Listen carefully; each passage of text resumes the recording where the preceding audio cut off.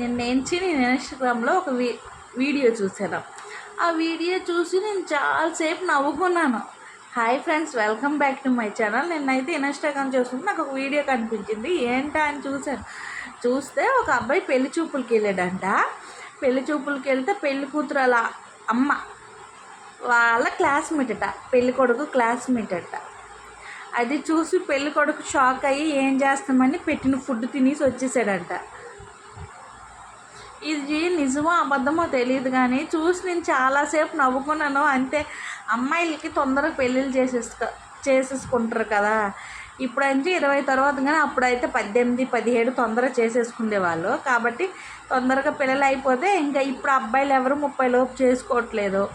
అలా అని గలా పెట్టారు. నేనైతే షాక్ అని కాదు కానీ అంతసేపు నవ్వుకున్నా. మా ఆయనకు కూడా చూపించాను. కామెడీ అనిపించింది అయితే నాకు ఆ వీడియో.